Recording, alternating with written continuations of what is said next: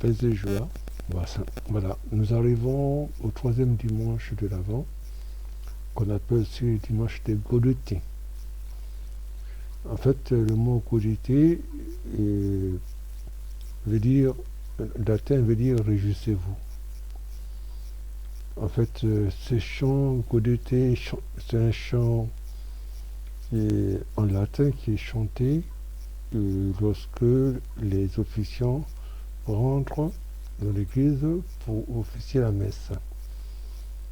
Et ce chant Godété, il reprend ce que Paul dit dans l'Épître aux Philippiens, chapitre 4, verset 4. Réjouissez-vous dans le Seigneur. Je vous répète, réjouissez-vous dans le Seigneur. Et justement, la liturgie de ce jour-là, alors que nous sommes dans le temps de l'Avent qui est violé, et la liturgie, la couleur liturgique est le rose. Du reste, 2 fois dans l'année, on retrouve cette couleur liturgique le troisième dimanche de l'Avent, parce que, comme je le disais, dans le chant d'entrée qu'on appelle aussi Introit,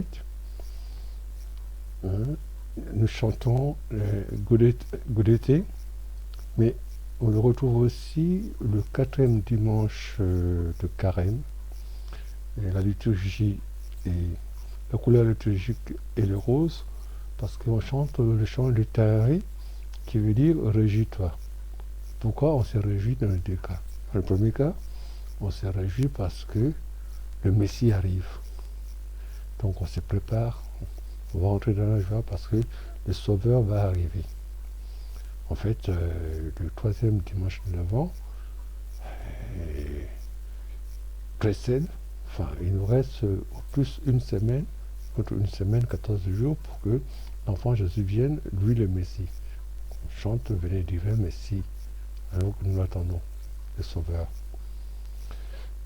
Et du reste, et là par rapport à la liturgie, dans l'Évangile, nous sommes dans l'année B, et nous allons lire Jean, le chapitre 1er.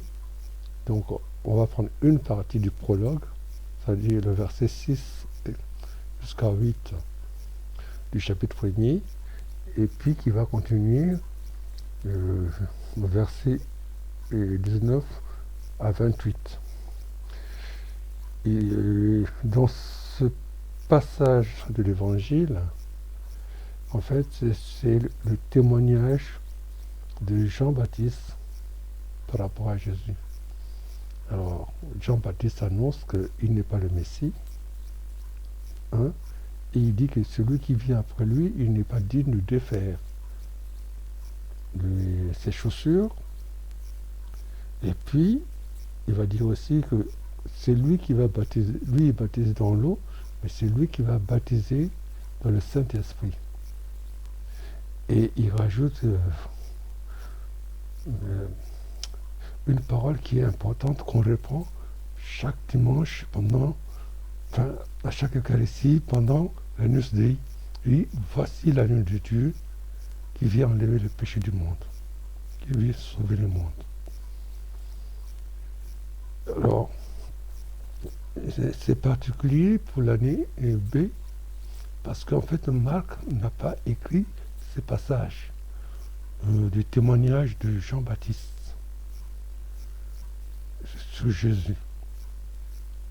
Dans l'année A, nous avons le témoignage de Jean-Baptiste par Jésus. D'ailleurs, dans l'année A, c'est plutôt le témoignage de Jésus par rapport à Jean-Baptiste. Le chapitre 11 de Matthieu, du verset 1 à 11. Là, c'est Jésus qui témoigne de Jean-Baptiste. Et dans l'année C, nous avons Luc, chapitre 3, je crois que du verset 18 à 28, où là aussi, Luc parle du témoignage de Jean-Baptiste à Jésus, Il dit, il n'est pas digne de faire le couloir, c'est lui qui va baptiser dans le Saint-Esprit.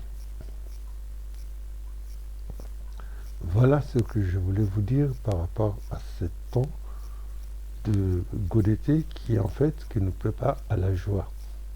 Donc nous allons ce dimanche, le thème c'est Gaudété, c'est-à-dire on va répondre Philippiens 4, verset 4. Réjouissez-vous dans le Seigneur. Je vous l'ai dit, réjouissez-vous dans le Seigneur. D'ailleurs, on pourrait ajouter un autre verset qui est dans 1 Thessaloniciens, chapitre 5, verset 16.